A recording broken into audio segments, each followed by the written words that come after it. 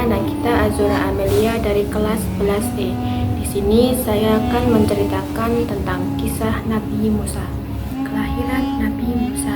Pada suatu hari, seorang ahli junung datang menghadap Fir'aun bahwa menurut perhitungannya tak lama lagi bakal lahir seorang bayi dari bangsa Israel yang akan menjadi musuh dan menjatuhkan kekuasaannya. Fir'aun mendengar laporan itu. Saat itu juga memberikan perintah agar membunuh bayi laki-laki yang lahir dari kalangan bangsa Israel. Musa dilahirkan oleh pasangan suami istri Imran dan Yukatan. Begitu mengetahui bahwa anaknya laki-laki, dia khawatir. Jika tak segera disembunyikan, anak itu tentulah akan dibunuh dengan kaki tangan Fir'aun. Yukatan sangat sayang pada bayinya yang molek dan sehat serta lucu itu.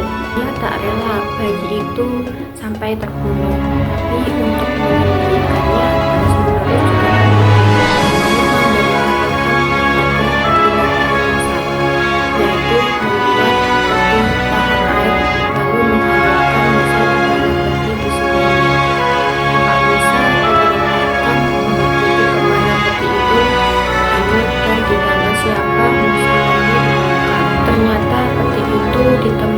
putri Fir'aun.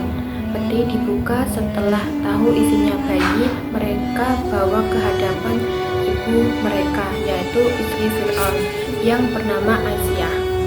Istri Fir'aun sangat senang melihat bayi itu. Ia ingin mengangkatnya sebagai anak, maka diutarakan niatnya ibu kepada Fir'aun. Mula-mula Fir'aun menolak, namun atas bujukan istrinya itu akhirnya ia setuju. Aisyah pun senang segera dicari inang pengasuh yang menyusui Musa. Namun beberapa inang yang didatangkan tidak cocok. Musa tidak mau meminum inang-inang itu. Kakak Musa menawarkan ibunya untuk menjadi inang. Mereka pura-pura tidak mengenal Musa. Demikianlah karena disusui ibunya sendiri, akhirnya Musa mau. Musa diserahkan kepada Yukabat sampai masa penyusuannya selesai. Yukabat menjadi upah bayaran yang cukup besar. Sesudah usai masa menyusui, Musa dikembalikan ke istana Fir'aun. Ia dididik sebagai mana anak-anak raja yang lain. Meninggalkan istana. Pada suatu hari, Musa berjalan-jalan di kota. Ia melihat seorang putih dan orang Israel sedang berkelahi. Karena keadaan tak seimbang, Musa membela orang Israel. Orang-orang Kopti tidak mau diajak damai. Musa menjadi marah. Saat itu langsung dipukulnya. Sekali terlempeng, orang itu mati. Ada seorang saksi yang melihat kejadiannya. Musa dilaporkan kepada Fir'aun. Setelah Fir'aun tahu bahwa Musa membela orang Israel, dia segera memerintahkan orang untuk menangkap Musa. Musa melarikan diri. Tujuannya ke negeri Madian. Ia menyesal telah membunuh orang itu. Ia bertaubat dan memohon ampun kepada Allah. Allah mengabulkan doanya dan ia diampuni. Dari Mesir ke Madian hanya ditempuh jalan kaki selama 8 hari. Karena kelelahan dan merasa lapar, Musa beristirahat di bawah pohon. Tak jatuh dari tempat istirahatnya itu melihat dua orang wanita cantik sedang berebut untuk mendapatkan air di sumur guna memberi minum ternak yang mereka gembalakan. Gadis-gadis itu cantik dengan sekelompok pria kasar yang mau menangnya sendiri. Musa segera bergerak menolong dua gadis itu. Laki-laki kasar itu mencoba melawan Musa, tapi Musa tak dapat mengalahkan mereka. Musa menikah. Kedua orang gadis itu melaporkan apa yang telah dialaminya kepada ayah mereka di rumah. Ayah mereka, yaitu Nabi Ibrahim, memerintahkan kepada anak gadisnya untuk mengundang Musa ke rumah mereka. Musa memenuhi undangan tersebut. Keluarga itu senang melihat kedatangan Musa.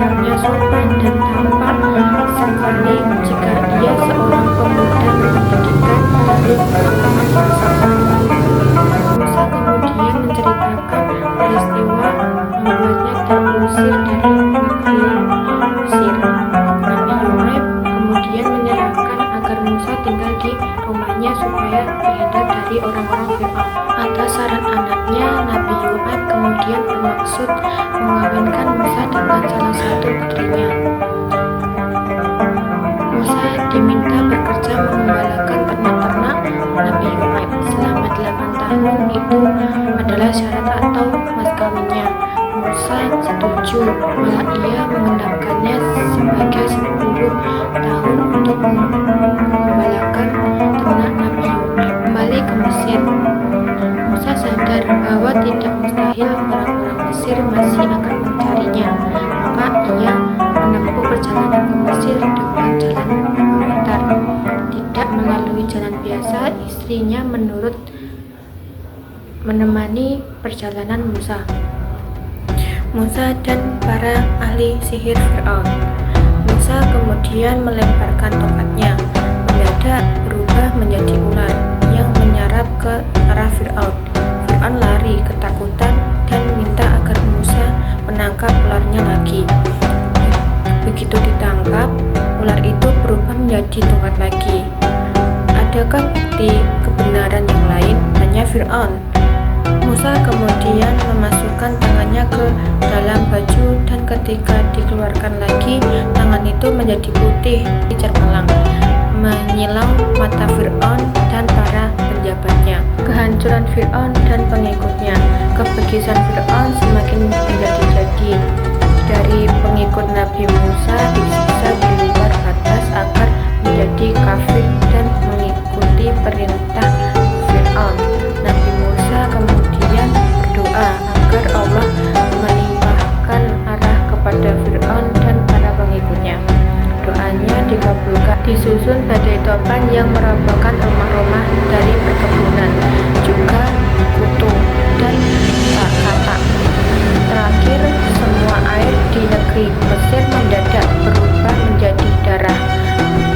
Dalam keadaan demikian, mendatangi Nabi Musa agar berdoa kepada Tuhan untuk mencabut azab ini. Nabi Musa mau berdoa setelah Fir'aun berjanji akan membiarkan kaum Bani Israel pergi dan Mesir menjadi bersama Musa. Namun setelah azab itu berakhir dan keadaan menjadi normal, Fir'aun mengingkari janjinya. Kaum Bani Israel yang menjadi buruh, budak dan sebagainya tetap diperintahkan bekerja di Mesir dan para pengikut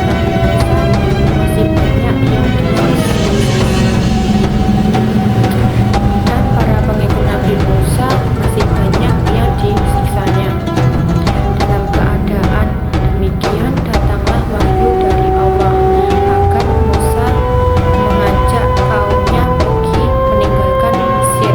Mereka berangkat secara diam-diam di malam hari, takut ketahuan Fir'aun. Namun pada akhirnya Fir'aun mengetahui juga. Ia dan bala tentaranya segera menyusul rombongan Nabi Musa. Dan rombongan Musa telah sampai di tepi Laut Merah. Mereka tak dapat melanjutkan perjalanan karena terhalang laut. Jika pengikut Nabi Musa panik karena Fir'aun dari kejauhan sudah